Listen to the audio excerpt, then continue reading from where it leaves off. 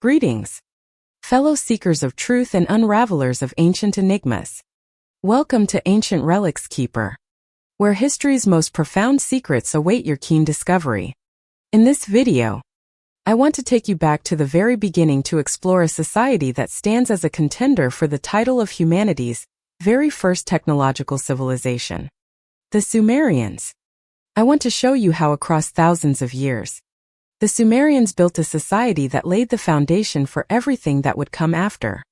They invented writing, mathematics, the wheel, and constructed some of the largest cities the world had ever seen. I will explore what happened, what led to their eventual and catastrophic downfall. So, fasten your seatbelt as we dive into today's story. But first, you'll have incredible luck if you like and subscribe before this video ends. In the year 1625, an Italian nobleman named Pietro Devil set out on a journey across the Middle East. Devil was no ordinary traveler.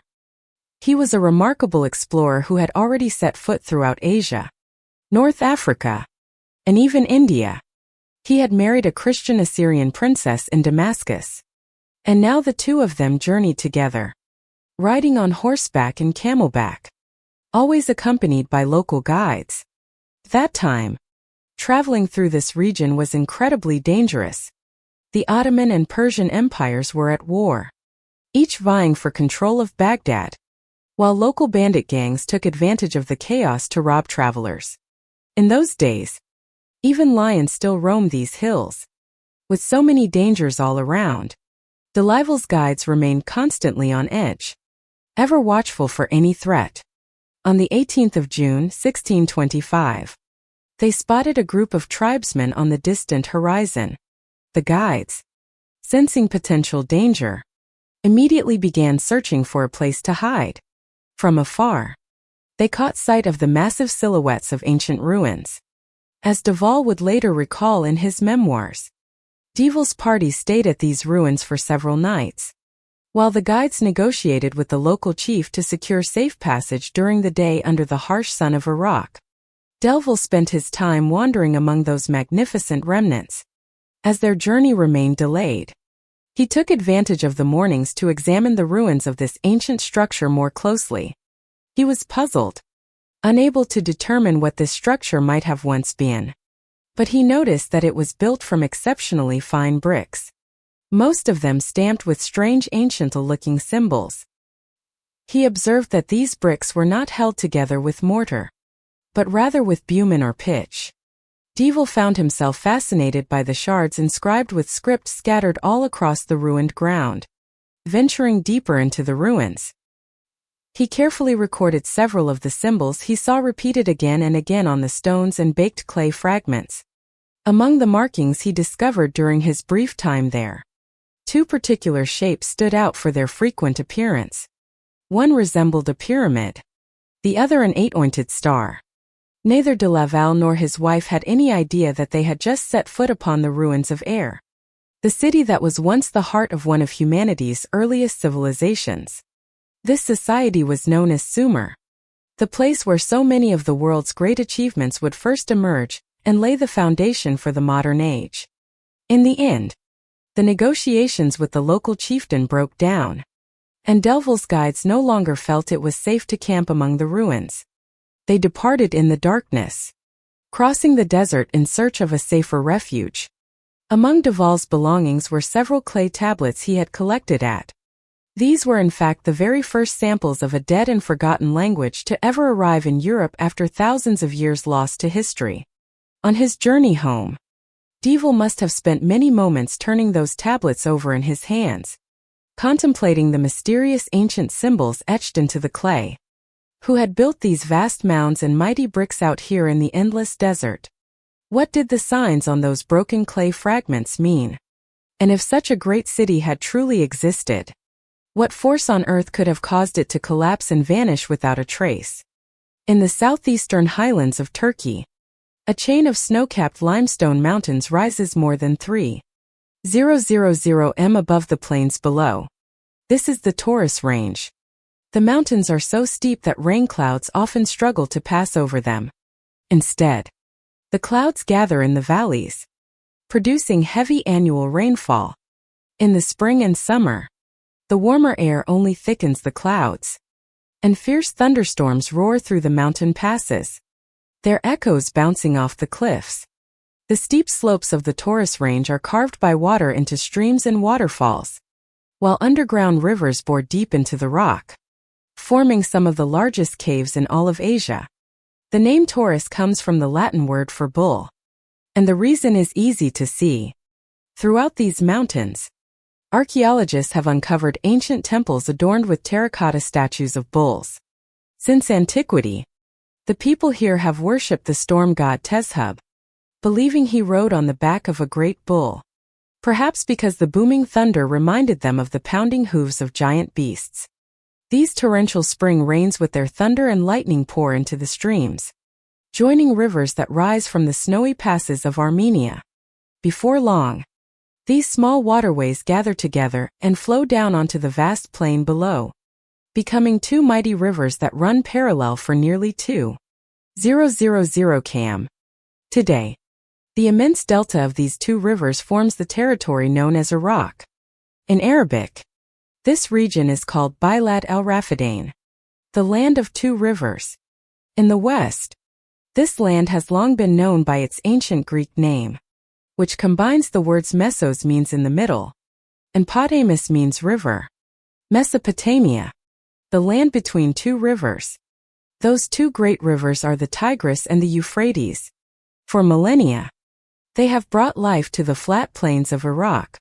And the source of that life comes from something that seems utterly lifeless: the stone high up in the mountains.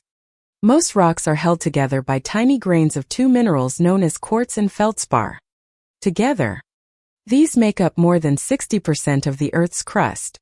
As the rivers pass through mountain gorges and underground streams, their waters wash away the softer parts of the stone, quartz and feldspar. However, do not dissolve in water. So these tiny crystals are carried along in the current, creating a shimmering dust called silt. Sometimes this silt is given a more poetic name: rock flour. Its grains are even finer than sand, yet possess an extraordinary power. Soil rich in silt has an incredible ability to retain water and allow air to circulate, creating the ideal conditions for plants to thrive. Every year, the Tigris and Euphrates carry massive amounts of silt down to southern Iraq, transforming what was once a dry, flat land into a place of remarkable fertility. Throughout the history of this region, and indeed throughout human history, these tiny particles of dust have played an outsized role. Beyond its fertile clay, the desert plain of southern Iraq has always been a harsh and forbidding place. Perhaps the last place anyone would expect human civilization to first appear. While the seasonal floods from these rivers brought life to the land, the flooding here was wildly unpredictable. In Egypt, the Nile rises from Great Lakes in Africa and flows with dependable regularity, serving as nature's stabilizer. But with the Tigris and Euphrates, the water supply depended on rainfall in the mountains of Turkey, Armenia, and Kurdistan, and this could change dramatically from year to year. Years of drought might be followed by terrible floods. In winter, the entire plain could be buried under thick layers of mud. Southern Iraq was also extremely poor in natural resources. There was little more than silt and clay, no metal ores, and almost no stone for building. Because of all these challenges, it took a very long time for prehistoric people to set foot in this unforgiving land. In ancient times, early humans such as Homo erectus struggled to survive along the upper reaches of these rivers. Archaeologists have found stone axes and other tools here, some dating back nearly 500,000 years. But the lower stretches of the rivers in southern Iraq were not suitable for the hunter-gatherer way of life. Yet around 13,000 years ago, everything began to change. The first groups of hunter-gatherers started settling down in permanent villages. They noticed something curious. When they tossed the seeds of edible plants onto the ground, it wasn't long before those plants sprouted and grew. This was the seed of a great idea. They realized that if they buried seeds in the soil, watered them, and fertilized them. The plants would grow in abundance. These earliest farmers, once they found good land, naturally had no desire to leave. They began building houses nearby and storing food to last through the winter. They formed larger communities, sharing the work of the fields and protecting their grain stores from those who might try to steal them. They learned to use clay to make storage jars. But for a long time, they remained in the mountains where the rainfall was reliable. Starting around 500 B.C., these communities began to spread out.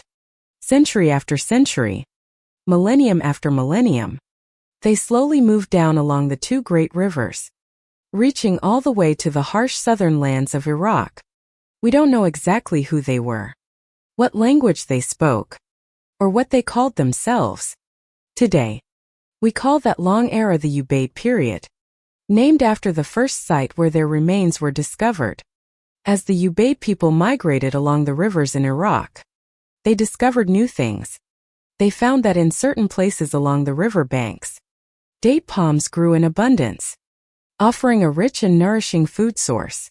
Before long, they learned how to cultivate and propagate these trees, creating large date orchards. They also noticed that the canopy of the date palm provided shade, sheltering more delicate plants from Iraq's harsh sun and allowing them to diversify their crops. Another important discovery: they realized that it was not necessary to plant crops right beside the riverbank. By simply digging channels, they could carry precious water deep into the land. With the power to dig irrigation ditches, they could plant crops almost anywhere. The people of this region gradually became masters of canal building, and as a result, the land grew incredibly fertile. At the southernmost edge of Iraq, where the Tigris and Euphrates divide into many branches, forming a delta plain and shallow lakes before emptying into the sea, there arose an ancient marshland. Here the reeds grow so thick that when standing in their midst, you cannot see beyond the tops of the stalks. A haven for water buffalo, wild boar, and countless water birds. Since ancient times, the inhabitants of these marshes have learned to bind reeds into beams so strong they could span a meter or more, using them to build large domed houses with nothing but this single material. It was in this southern marshland that the greatest cities of the Sumerians first emerged. Just as Mesopotamia was nourished by two great rivers, this land was also home to two great peoples, the Sumerians and the Akkadians. Throughout history, the Sumerians and Akkadians became so intertwined that the story of one cannot be separated from the other. We know quite a bit about the Akkadians of the north. They spoke a Semitic language, part of the same family as Aramaic in the Bible and later Hebrew and Arabic. But the Sumerians remain far more mysterious. So mysterious in fact that archaeologists refer to it as the Sumerian problem. The Sumerians spoke an isolate language, meaning it has no connection to any other language in the surrounding region, almost as if it stands alone in its own family tree. Sumer is so ancient that the first scholars who discovered their texts doubted whether it was a real language at all. They speculated it might be some sort of code used for secret communications. This led some historians to wonder, did the Sumerians once migrate to southern Iraq from some distant land? Sumerian culture developed along the southern coast of Iraq, giving rise to the theory that they may have arrived by sea. One piece of evidence for this theory comes from the writings of the Roman historian Flavius Josephus, who recorded a Babylonian legend he heard in the 1st century AD. According to the tale, there was a half-man, half-fish creature named Oannes who came up from the sea and taught the people of Mesopotamia the secrets of civilization. Oannes brought them knowledge of writing, science, and every manner of craft. He taught them how to build cities, erect temples, create laws, measure the land, and cultivate crops, and gather fruit. When he had shared all his secrets, Oannes simply returned to the sea and swam away. It's possible that in such legends, ancient storytellers preserved a faint memory of the Sumerians arriving by boat, bringing an advanced urban civilization with them. Some have even suggested the Sumerians may have come from very distant places, such as India. Further evidence for the migration theory is found in the way the Sumerians named different professions. For common manual labor, they used words more ancient than Sumerian itself. But for high-scale or urban trades, they used entirely new words purely Sumerian in origin. For instance, terms like scribe or winemaker are purely Sumerian. Yet others have offered a different, even more intriguing theory to explain these contradictions. Though it may sound far-fetched, this idea is worth mentioning. Once again, the clues come from mythology. Sumerian history is always linked to a catastrophic, almost apocalyptic event. And if you grew up hearing the stories of the Bible, this may sound very familiar. The Sumerians believed that in ancient times during the era of the very first ancestors, a great flood had swept across the entire world. This story would later make its way into the legends of the Babylonian Empire, and then into the earliest chapters of the Hebrew Bible. For that reason, the legend of the flood may well be the oldest story ever told. And it is within this myth that we may find clues to the origins of the Sumerian people. The tale of the Great Flood is especially powerful. So much so that countless historians with varying degrees of confidence have tried to identify some real event in history that might have inspired it. And indeed, history is not short on catastrophic floods. When the last ice age came to an end around 10,000 BC, global temperatures rose between 4 and 7 degrees Celsius over the course of roughly 5,000 years. Before this warming, enormous sheets of ice covered the northern half of the Earth, reaching as far south as what is now Berlin. But as temperatures climbed, the ice began to melt and water poured into the oceans. Sea levels rose by an average of about 1 in per year. By the end, the ocean had risen a total of 120 m, enough to swallow a 30-story building. All around the world, the rising seas drowned coastal lands. The land bridge connecting Russia and Alaska vanished beneath the waves, severing Asia from the Americas forever. The lowlands of northern Europe, now the North Sea, were flooded, turning Britain into an island. In the Middle East, the impact was just as dramatic. When sea levels were lower during the Ice Age, the Tigris and Euphrates extended another 600 kilometers, joining into a single great river that wound its way through the low valley between what is now Iran and Saudi Arabia. This mighty river may have once emptied into the Indian Ocean not far from modern Dubai. Some historians believe that people of the Neolithic era once lived in this fertile valley after coming down from the mountains of Iran. But then the ice melted and the sea poured in. Over the next 5,000 years, the coastline crept inland by 120 m every year. That's more than a kilometer per decade, or about a meter every 3 days.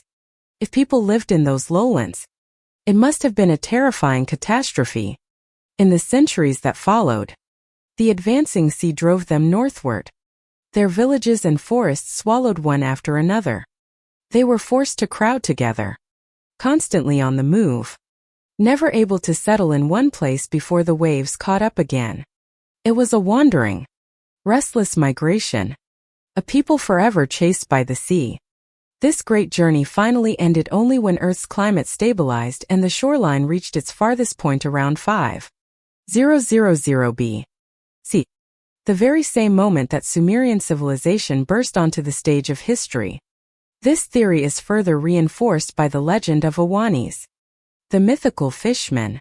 Could it be that the Sumerians didn't arrive by boat at all, but were actually people who once lived on land, now submerged beneath the sea?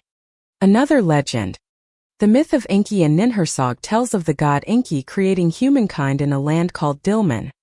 Much like the Garden of Eden, Dilmun was an earthly paradise. In Dilmun, the raven did not cry out in sorrow. The lion did not hunt for prey.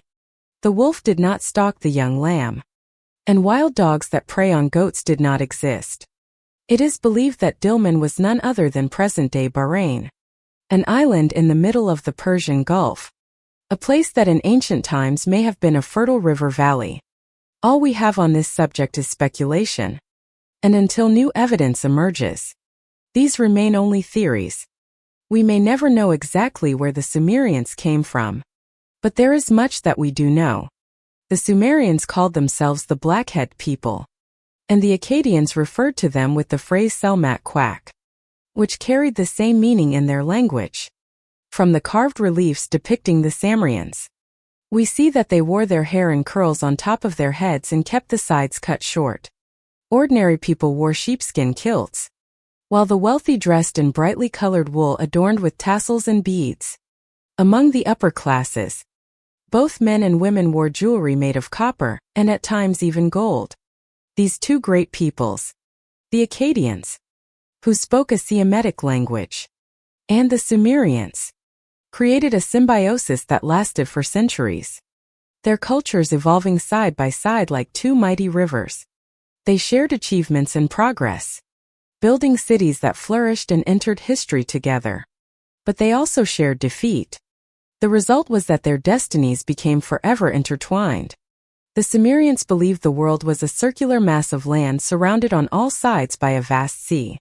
They imagined that above their heads was another great ocean held back by the solid dome of the sky, which from time to time let drops fall down to earth as rain. They divided water into two types. Rainwater and river water were considered fresh water while the sea was salt water. The Sumerians called their homeland the land of the noble lords to refer to their settled societies, both Sumerian and Attian. They used the word kalam, which meant civilization, and the term Kur for the mountain regions that surrounded the plain. In Sumerian, Kur meant mountain, but it gradually took on the meaning of rebellious, barbaric, or wild. In those days, the world beyond their land must have appeared just like that. To the south and west lay the vast Arabian desert, stretching out like an endless sea of sand where nothing grew and only fierce nomadic tribes made their home. To the north were the tourist mountains of Turkey and Kurdistan inhabited by tough highland peoples, while to the east stood the Zagros range of Iran, the final frontier of their known world. Despite such a harsh landscape, the Sumerians flourished. Lacking stone for construction, they learned to make bricks from river mud.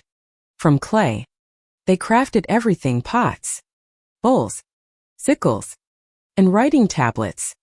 With no wood, they harvested large amounts of reeds, bundling them together and weaving them into mats and building materials. The Sumerians invented or adopted the potter's wheel, the chariot wheel, the plowshare, and the sailboat. Their architecture featured complex domes. They knew how to cast metals like copper and later bronze. The Sumerians were also remarkable mathematicians. They developed an advanced system of measurement, mastered division and multiplication, calculated angles, and even wrote out the world's first multiplication tables on clay tablets. In fact, Sumerian mathematics is still with us today.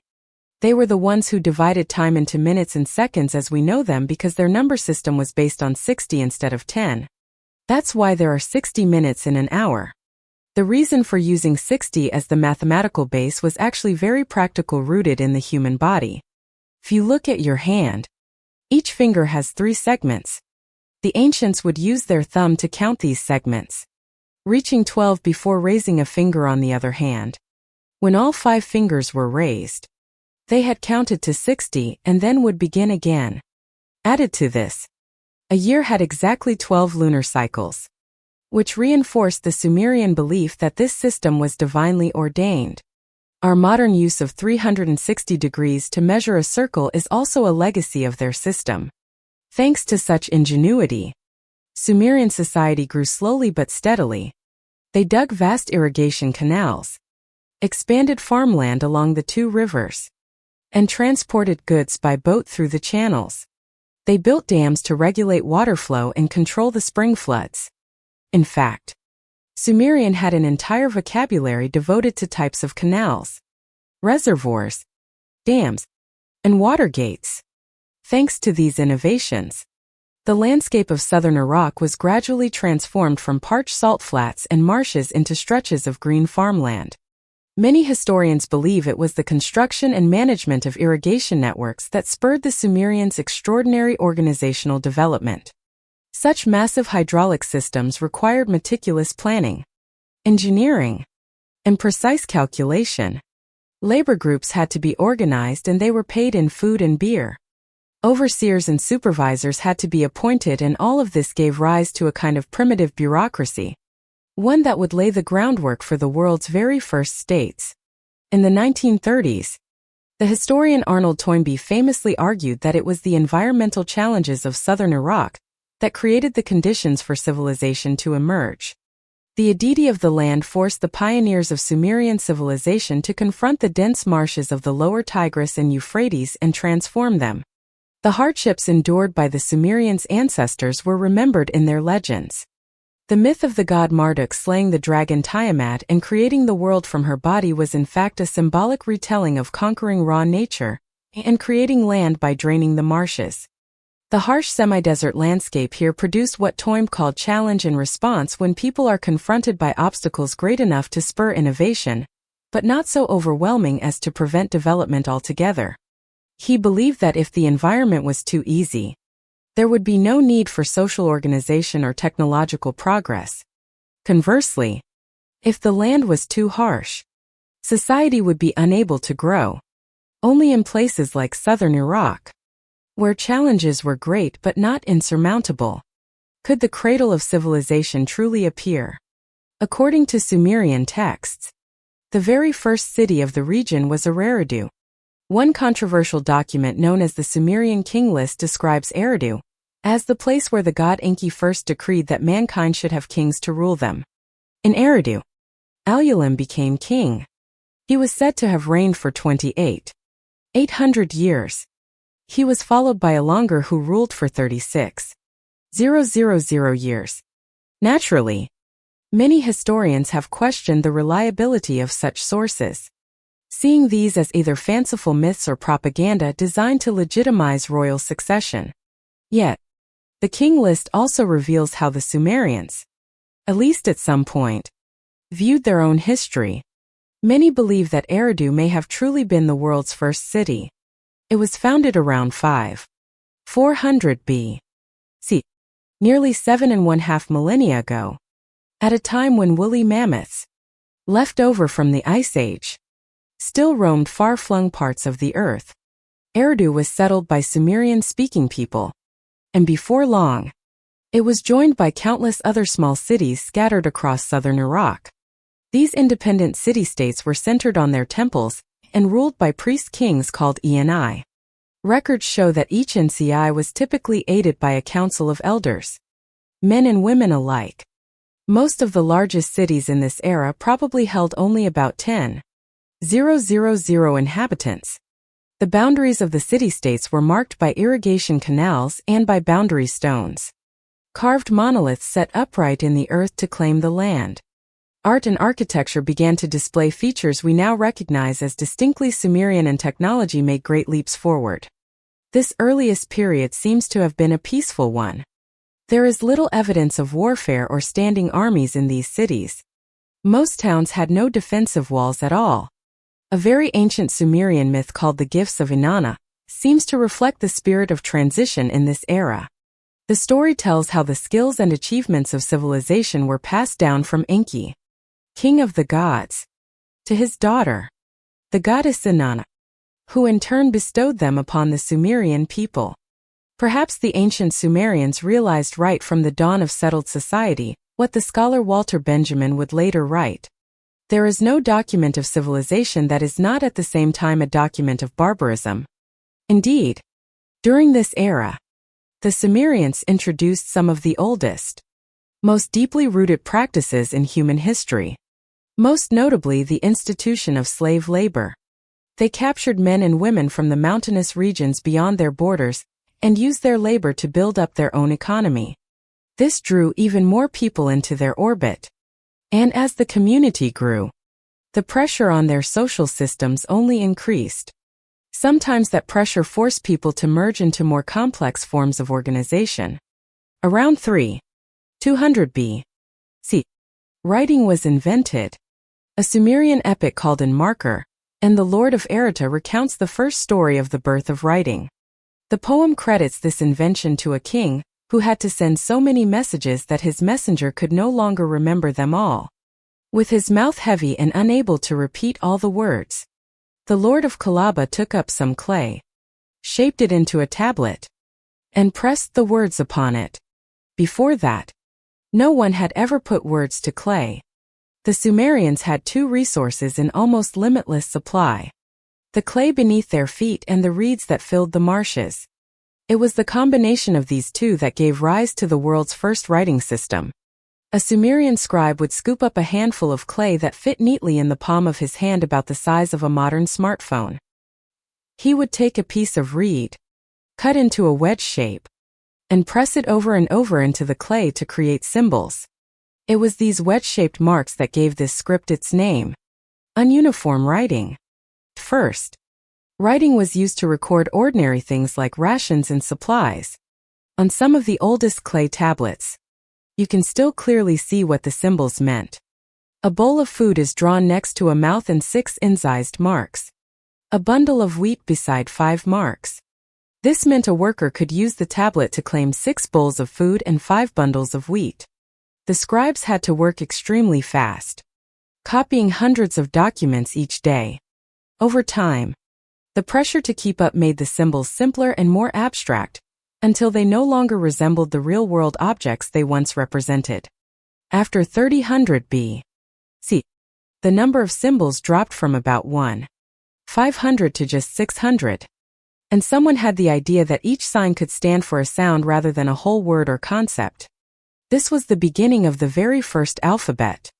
But it also meant that only a small number of educated people could understand writing, giving rise to a separate class of scribes.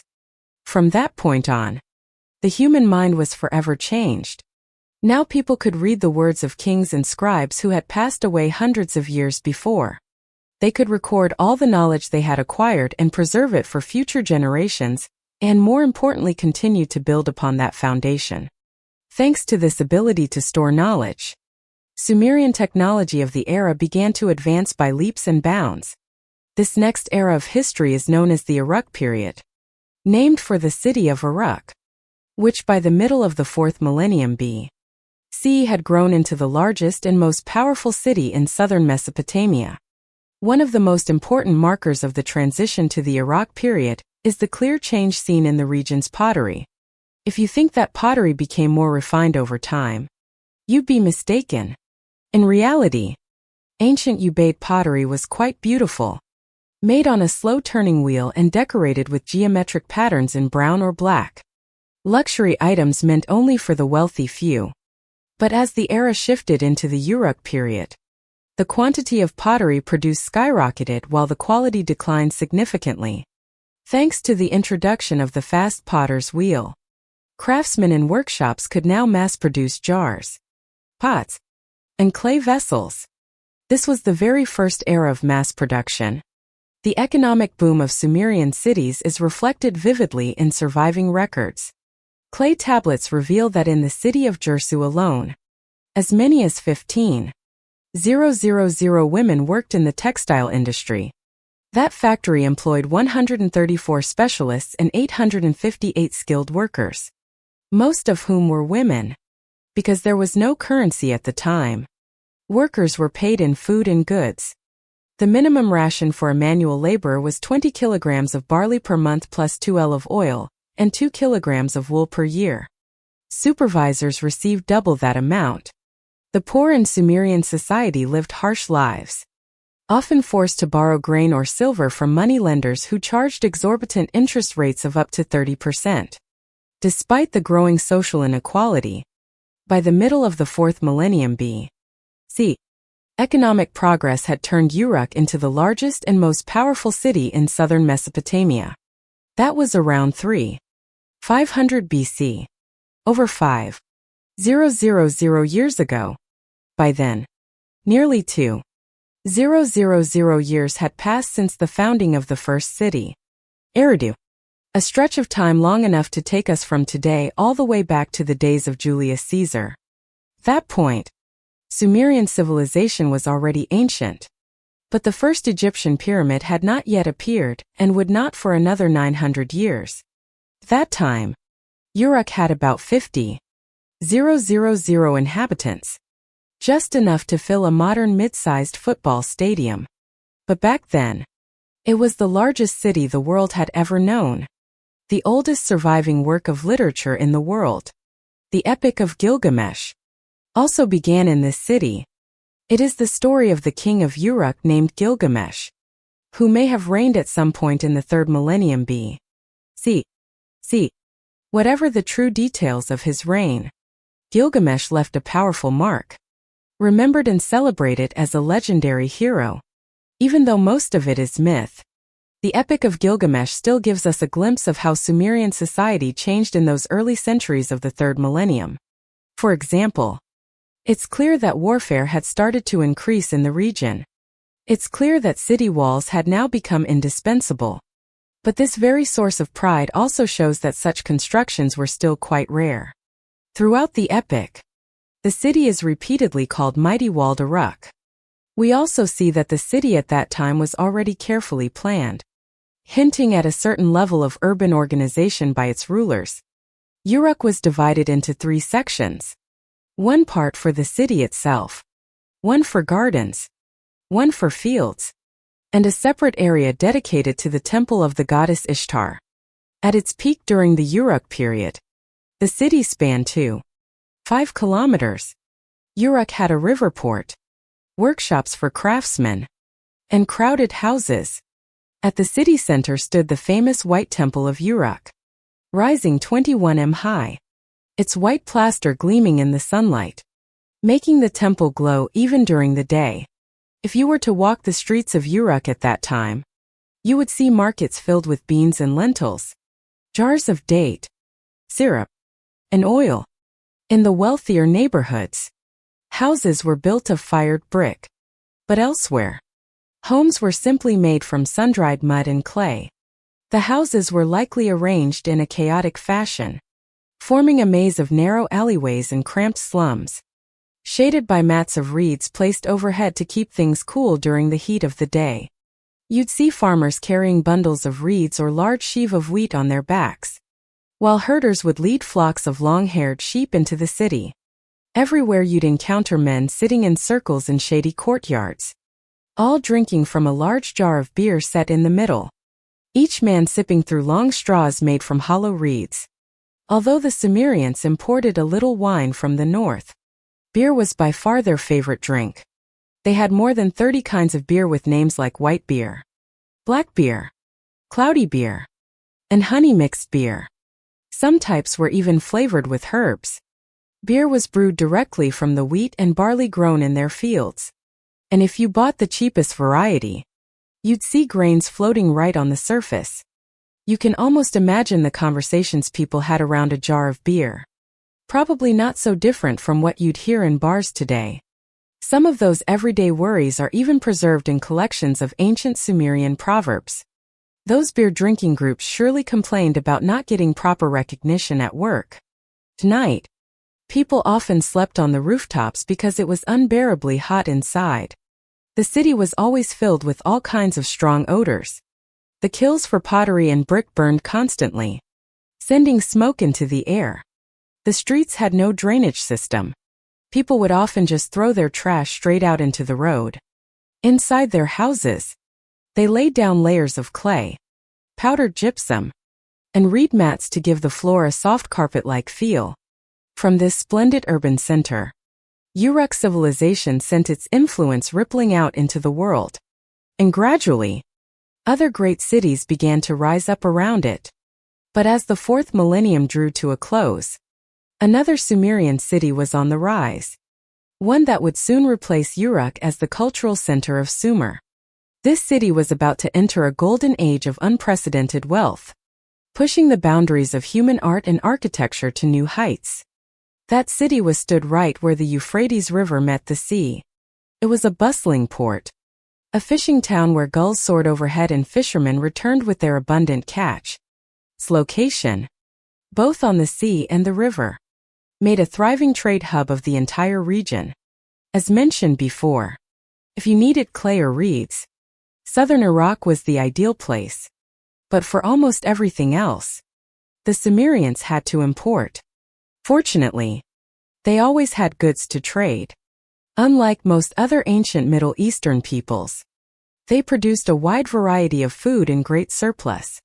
Archaeology has proven that thanks to advanced farming techniques, the ancient Mesopotamians enjoyed a richer and more varied diet than their neighbors in Turkey or Iran.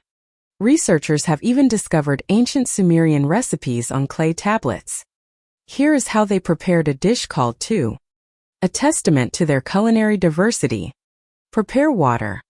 Add fat, salt, beer, onions, rocket, coriander, semolina, cumin, and beets. Put everything into the pot. Crush leek and garlic and add them in as well. Let it all blend and thicken. And finally, sprinkle with coriander and carrots. Boats laden with wheat, grains, sun-dried reeds, and figs sailed up the river, bringing food to neighboring regions. In return, other resources poured in. Copper came from the mountains of northwestern Iran and later by ship from the island of Cyprus. Tin traveled along long mountain routes from Afghanistan, as it would throughout the Bronze Age. Silver was carried down the Euphrates from the Tawz Mountains of Turkey, while gold arrived overland from Egypt or by sea from India.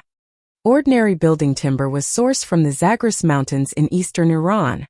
But for the most elaborate constructions, magnificent city gates or royal palaces, only rare cedar wood would suffice. This prized material was transported by boat from Lebanon, where these trees grew high in the mountains. The Epic of Gilgamesh even recounts the king's journey to slay a monster in the Lebanese mountains to obtain this extraordinary wood. The ancient Sumerians traded in a way we would now truly call globalization.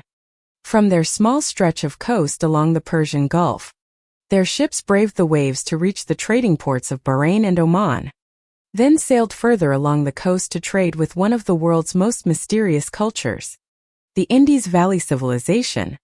From there, the Sumerians brought back spices, gemstones like carnelian, and the brilliant blue lapis lazuli that they cherished so deeply. They used it for jewelry, amulets, inlays on game boards and musical instruments, and for magnificent sculpted statues. All these goods flowed through, turning it into one of the wealthiest cities of the ancient world. Artifacts excavated from the tombs of kings reveal not only the immense wealth of the ruling class, but also their masterful craftsmanship, a testament to the thriving community of artists here. One of the treasures discovered in the royal tombs offers a marvelous glimpse into the lives and customs of ancient Sumerians. An exquisitely decorated piece of furniture inlaid with shell, redstone, and lapis lazuli. The images inlaid on its surface depict scenes of daily life in remarkable detail from about 400–600 years ago. Today, it is known as the standard on Sumerians going to war. Chariots pulled by donkeys, soldiers clad in leather cloaks, wearing helmets, and armed with spears and axes. The other side shows peaceful scenes, farmers and shepherds laboring below, while above them bald scribes sit at work.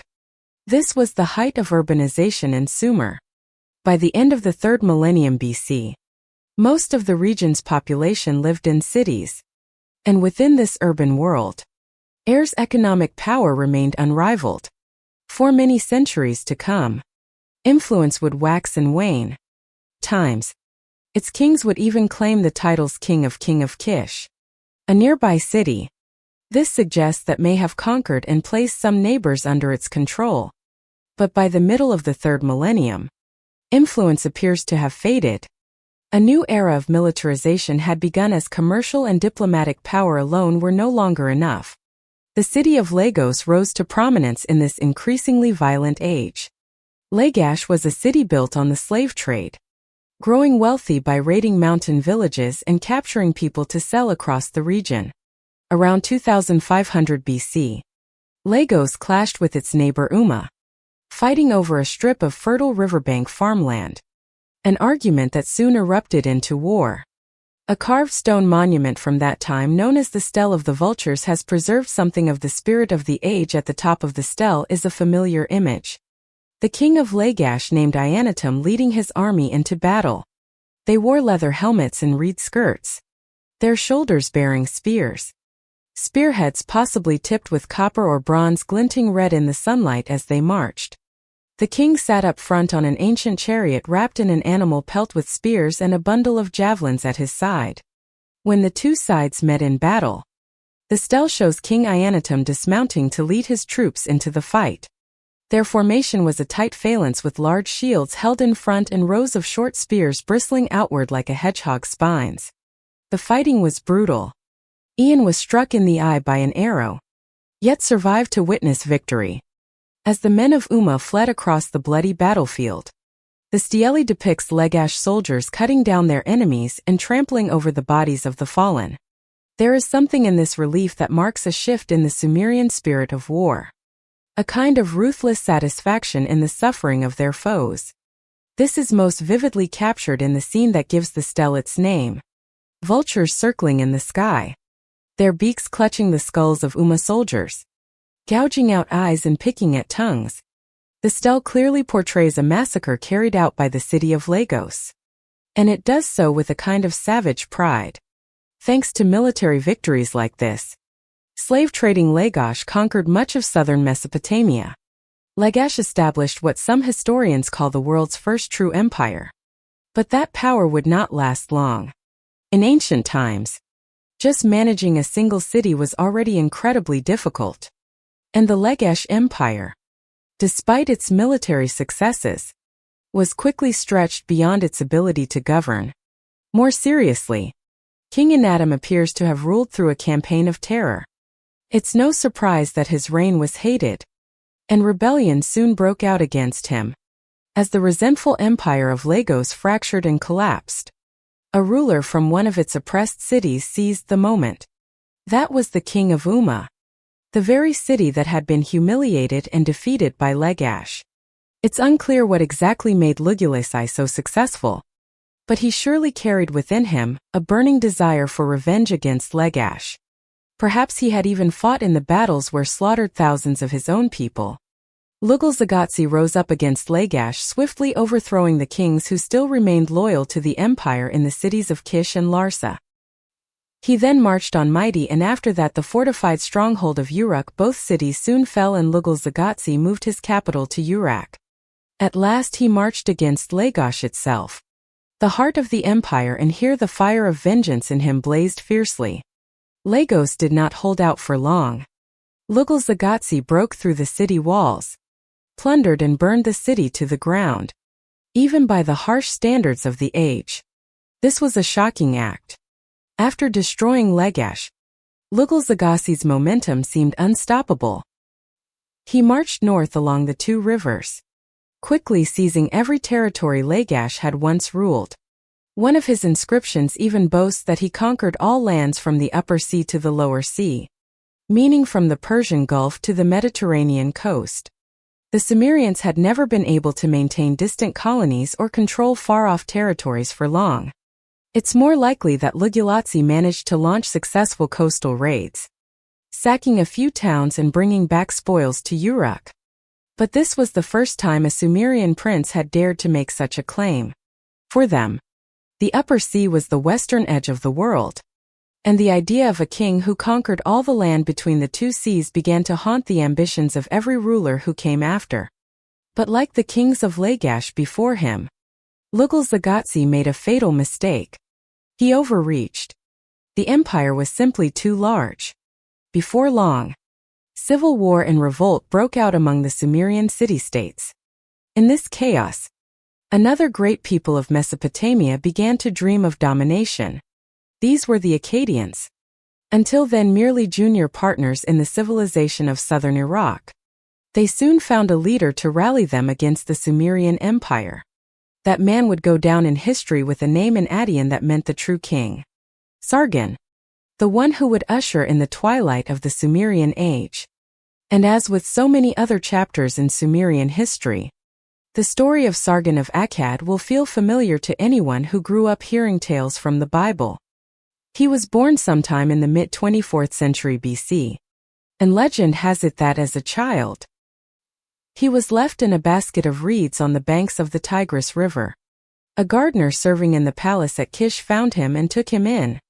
But just like Moses in the Bible, this child harbored great ambitions. There was something truly remarkable about Sargon. Perhaps it was his charismatic presence, because before long, he was entrusted with the role of cup-bearer in the royal court, serving wine to lords and royalty. It was a prestigious position, one that opened the door for the young man to advance at court.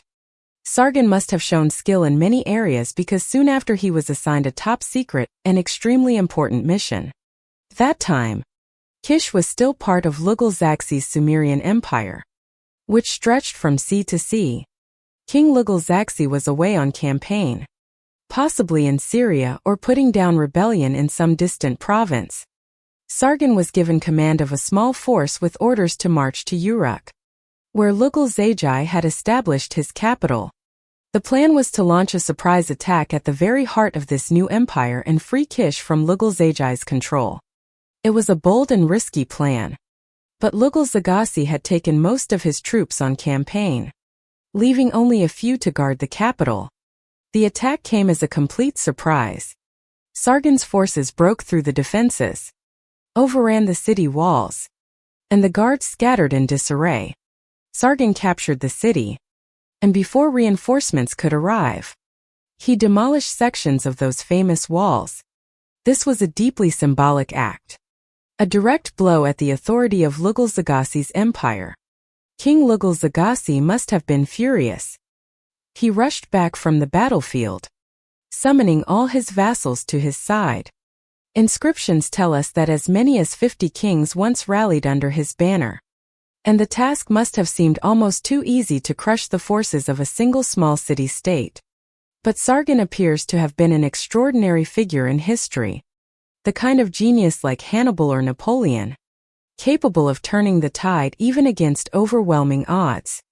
Somehow, in the decisive battle between the might of the empire and his own army, Sargon emerged victorious. Lugal-Zagasi was captured alive, and Sargon paraded him through the gates of Holy Dnieper, his neck bound in a heavy wooden yoke like an ox.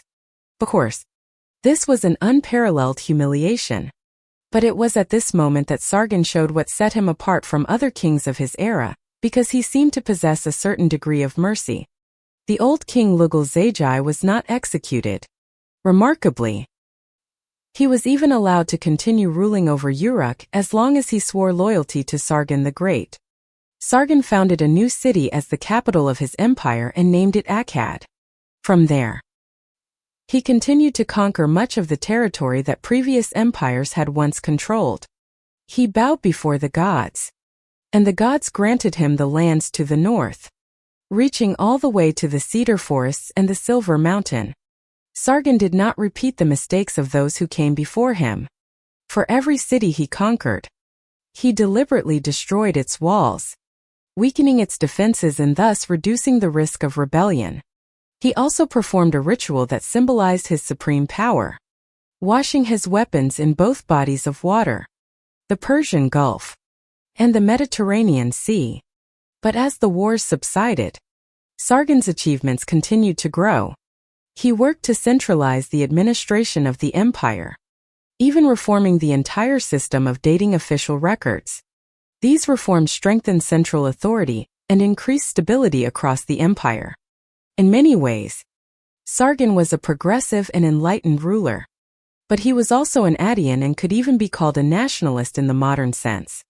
Previously, the Sumerian language was the official tongue for royal inscriptions on palaces and temples. Under Sargon, however, Adian appeared for the first time in official records. The cuneiform script was adapted to suit the Akkadian language, and Sargon claimed a new royal title, King of Akkad. He appointed only Adians to key positions in the state apparatus and stationed Adian troops in the Sumerian cities to guarantee their loyalty. The two great peoples of Mesopotamia, who had lived together for thousands of years, now began to drift apart. Dissatisfaction in the southern Sumerian-speaking cities grew steadily. Sargon ruled for 55 years. And by the end of his reign, that unrest finally exploded. Yet, he still took to the battlefield, defeating them and crushing the mighty armies of the rebel factions. For the time being, Sargon's military genius held the empire together. But as the old king weakened, nearly all the southern cities had openly revolted. When Sargon of Akkad died around 284 BC, his two sons had to succeed him and confront the chaos he left behind. His eldest son was Remush. He ruled for 9 years, spending most of that time struggling to subdue the rebellious Sumerian cities in the south. He crushed uprisings in Umma, Lagash, Adab, and in fact, 1 year of his reign was even called the year Adab was destroyed. After Ramush's death, another son of Sargon, Manishtushu, ascended the throne. He seems to have relied on the kind of terror tactics that had once made the kings of Lagash so hated. It was not until Sargon's grandson, Naram-Sin, that the empire finally regained its glory. He put down the Sumerian revolts in the south and restored order to the Adian Empire. Naram-Sin did not rule by strength alone. He also seemed to seek reconciliation between the two peoples who had once been united. He dropped his grandfather's title of King of Akkad, and instead declared himself King of Sumer and Akkad, a more diplomatic title. Even so, the rift between the two peoples would never fully heal. Part of the reason was that the Sumerians no longer held a dominant cultural role in the region. For centuries, the Akkadian language gradually replaced Sumerian as the spoken tongue. This was due in part to the policies of the Adian Empire, which did not encourage the use of Sumerian in official documents. But there was another reason as well: the increasing diversity within the empire. As we know, Sumerian was a language isolate. Its structure and sounds were completely different from every other language in the area. Meanwhile, the surrounding peoples all spoke languages related to Adian, part of the Semitic family. They shared grammar and even many words with Adian.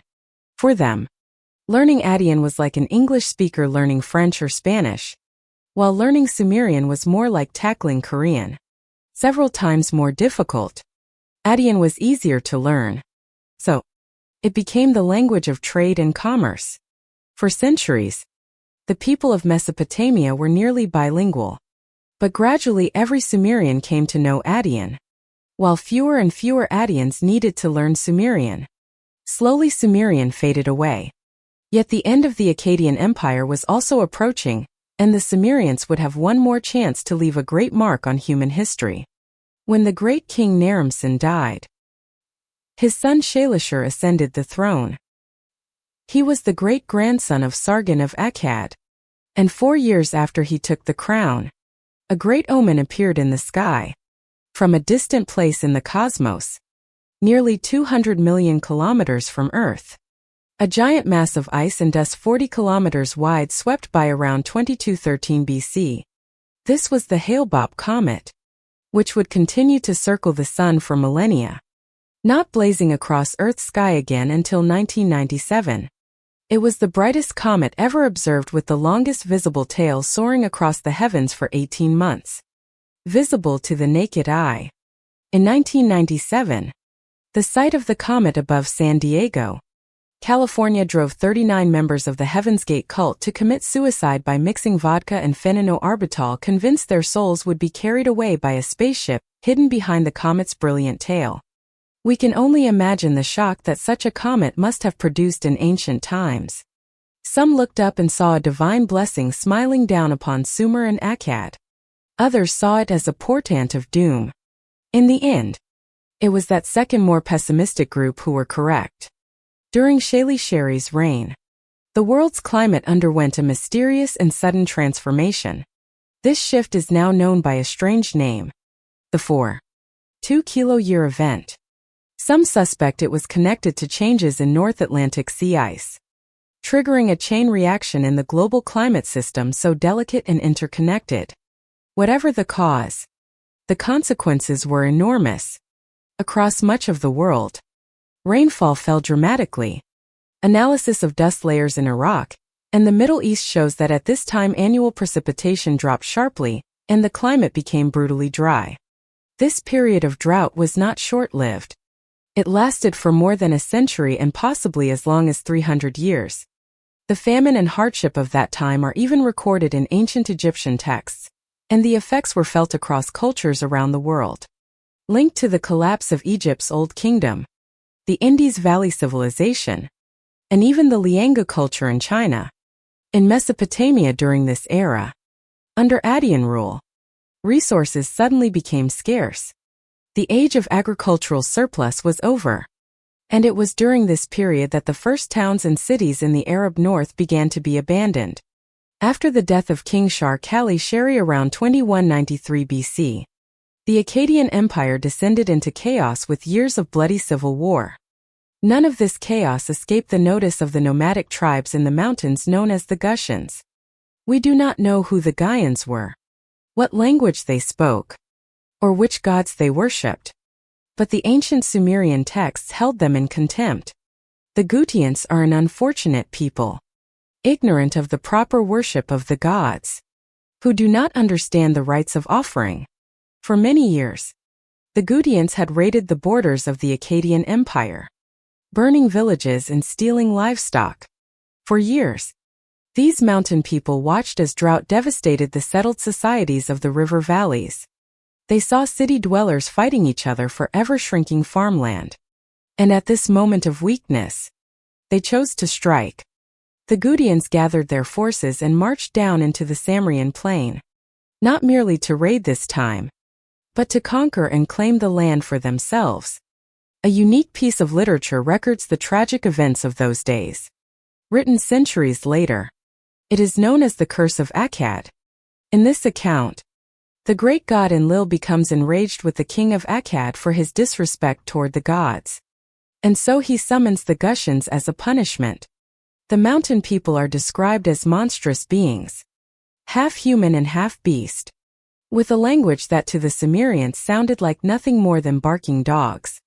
It's unclear how large the Gutian army actually was, but it was evidently enough to quickly overwhelm the exhausted Addian forces.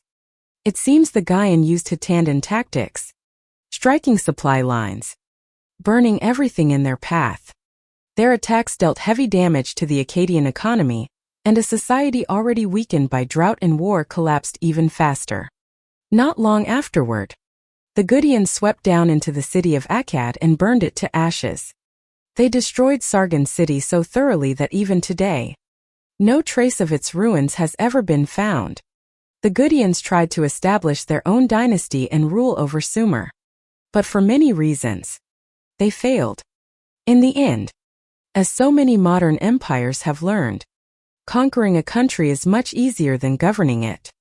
Ununiform sources show that the Gutian administration paid little attention to maintaining agriculture, record-keeping or social order.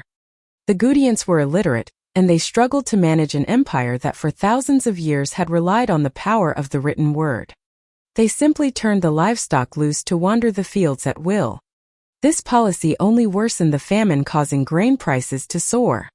With such neglect and lack of investment, the infrastructure of the country began to decay. Verses in the Curse of Akkad describe how roads grew deserted and wild grass overtook the footpaths along the canal banks, paths that had once served as towpaths for boats. The destruction of central Addian authority meant that many Sumerian city-states regained their independence. It appears the Gutians, weakened by their failed attempts at governance, could do little to stop this wave. The Gaian occupied southern Iraq for over 150 years. And this was truly a time of suffering. It was a miniature Dark Age recorded only in crude scattered cuneiform texts. But as resentment against their rule grew, uprising spread across the land, and a Sumerian recognized the opportunity that this time of crisis presented. He was driven by the desire to restore Sumer under the rule of a native Sumerian king, and his name was Utu-Hengal. We know very little about Utu-Hengal's life. He was a Sumerian, and he may have served as governor of Uruk during the final years of Gutian rule. He must have witnessed the famine ravaging his people, while the arrogant Gutian kings turned a blind eye using violence to suppress any opposition. That time, a new Gutian king had just ascended the throne. His name was Turrigan, and he was typical of the Gutian rulers. Uninterested in maintaining infrastructure, and even willing to destroy it as punishment for rebellious subjects. Kirian had ruled for only 40 days and was still consolidating his power when Utuhinal, governor of Uruk, decided to act.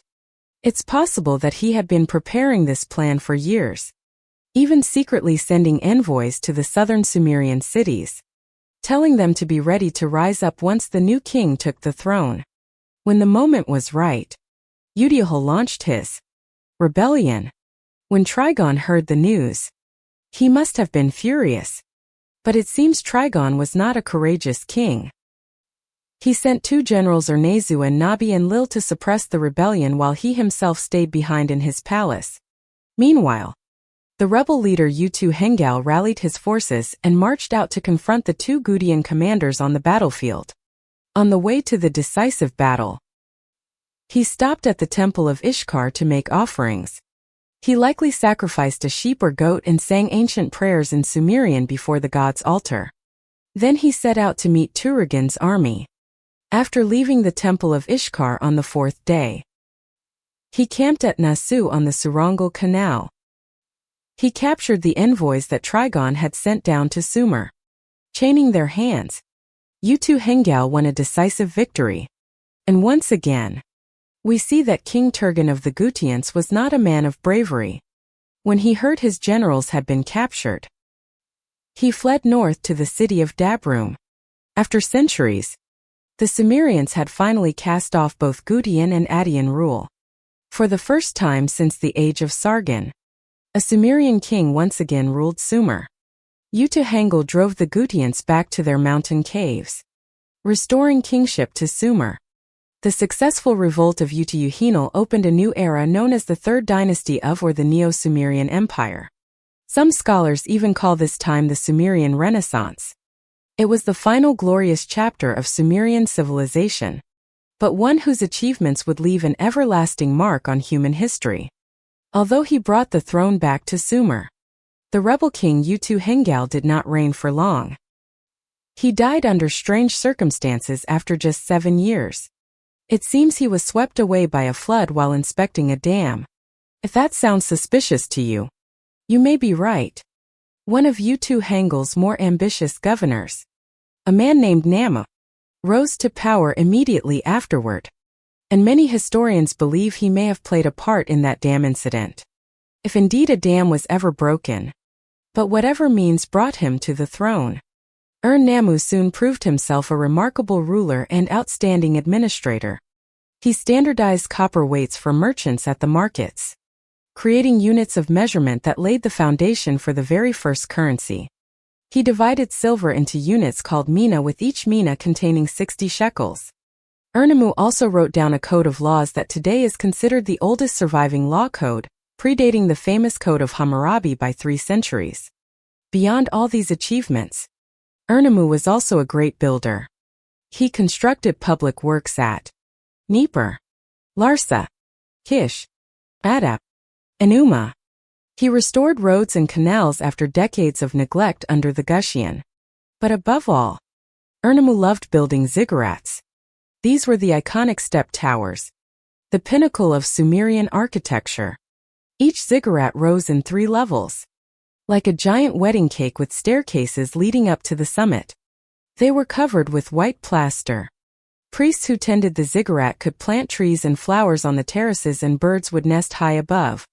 Under Namu, it wasn't long before every Sumerian city had its own ziggurat, rising as the focal point of urban life. The greatest of them all was the ziggurat Namu built in his hometown. The ziggurat of was truly monumental, standing some 30 m tall, almost the height of a 10-story building towering above the city's otherwise low-slung structures. This ziggurat was built entirely from fired bricks held together with natural asphalt bit in. It is estimated that at least 500 laborers had to work for more than 5 years just to complete the foundations. Farmers living as far as 20 kilometers away could see its massive silhouette rising above the horizon. To them, this construction was the ultimate symbol of power and the presence of the god who dwelled there. And yet, even as Sumerian civilization seemed to be flourishing again at the end of this era, their age was quietly slipping away, partly because of the very soil beneath their feet. All rivers carry a small amount of salt and minerals, but the Tigris and Euphrates contain more salt than most other rivers.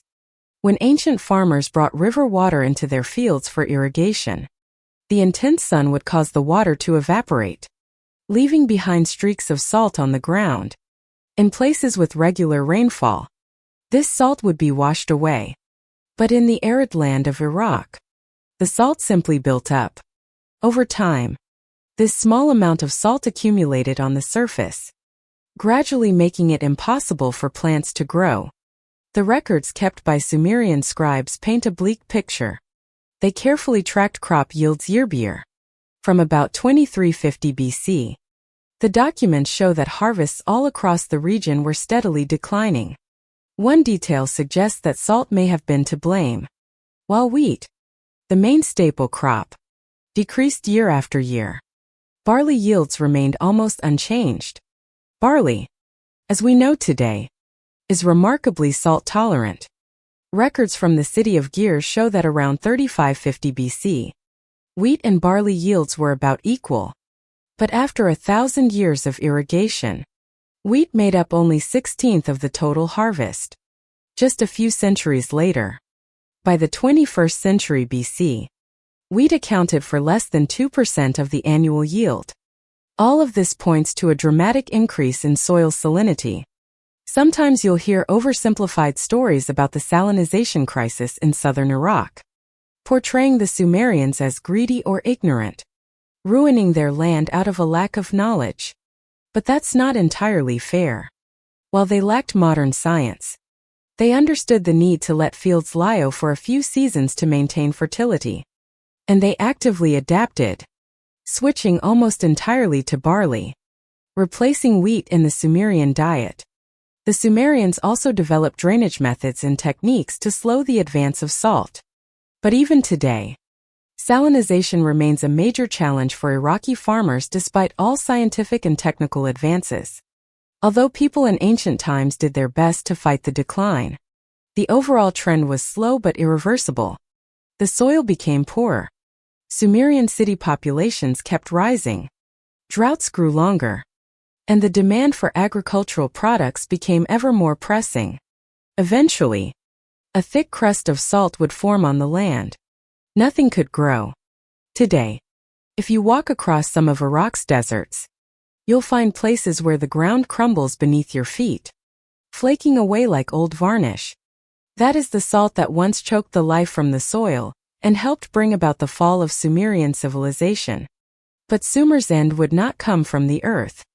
It would come from the point of a spear.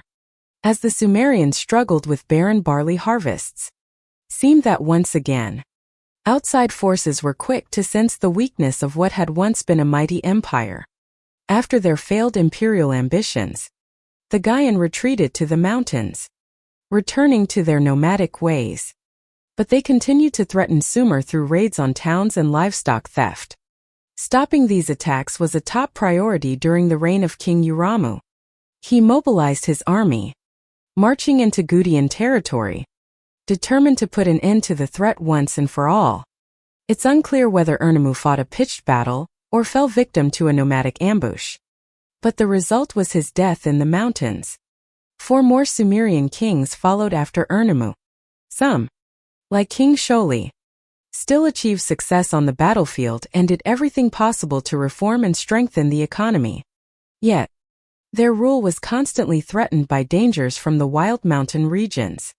Persistent drought, spreading salinization, and food shortages. More and more nomadic tribes survived only by raiding settled lands. By now, the Gudians were no longer the only threat on the borders of Sumer and Akkad. Another people known as the Mu became a special menace. The Martu were Semitic-speaking shepherds from the mountains of Syria and Lebanon. Clearly, during this period of drought and famine, The Mu's traditional way of life in Syria became unsustainable, and they began to migrate south, pushing into the fertile riverlands of Sumer. Despite a weakened state, the later Sumerian kings were determined to hold back the Mu. One king, Shuan, even ordered the construction of a nearly 3,000 kilometers long wall connecting the Tigris and Euphrates rivers. This barrier became known as the Wall of Mu, or sometimes the wall facing the highland. Exactly what this wall looked like remains a mystery, but it was probably a great earthen embankment scattered with fortresses and perhaps fronted by ditches fed from irrigation canals. It was more than twice the length of Rome's Hadrian's Wall, and in effect, it turned the rich plain between the rivers into a kind of fortress island. 3 sides bounded by rivers, the south by sea, and the north by the wall itself. It was without a doubt an engineering marvel and proved that even in their final years, the Sumerian state retained significant manpower and resources. But in the end, the wall proved useless. Like all walls, it only worked as long as there were enough troops to defend it. Before long, people realized that the wall was not a symbol of strength, but a desperate last measure of an empire in collapse. The last Sumerian king was named Ibisen, crowned in 2028 BC. Almost as soon as he wore the crown, the empire began to fall apart. In his first year, the city of Vishnuna in the east broke away from the empire, and by the 3rd year, Susa, a city of Elm in the Iranian lowlands, also rose up in successful revolt. The Elamites were an ambitious people who would later become major rivals of Assyria and Babylon. But at this point, they were just beginning to rise. Their emergence marked the final chapter for the Sumerian age. The Sumerian Empire, stretched to its limits, could no longer maintain its 300 kilometers Mu wall. And by Ibisen's 5th year, the barrier built by his father had fallen. The Mu poured through the lines, seizing the rich fields behind them. The consequences were immediate and devastating. A brutal food shortage erupted. In the 7th and 8th years of Ibisen's reign, the price of grain soared to 60 times its normal value. People starved in the streets. Famine raged through the capital, and it was clear by then that King Ibisen had begun to panic. In a desperate bid to save his people from starvation, Ibisen summoned a general and sent him north to the city of Isin to buy grain, willing to pay many times the usual price. That general's name was Ishbira, and it was obvious he was not a man the king fully trusted. In another letter, the king even complained that Ishba was an Akkadian, not a Sumerian, implying doubts about his loyalty. But by that point, the king had no other choice. The Akkadian general Ishba urged the king to send a fleet of 600 boats upriver to transport grain and volunteered to stay behind in Ain to help defend the city against their enemies. Ishba must have known that the request for 600 boats was impossible, and in truth, he had no intention of returning to famine-stricken. He remained in Isin with all the grain and before long declared himself king there. This was just one of many stories that show how the Sumerian state was truly coming apart. Facing threats on all sides, King Ibisen frantically issued a flurry of last-ditch orders.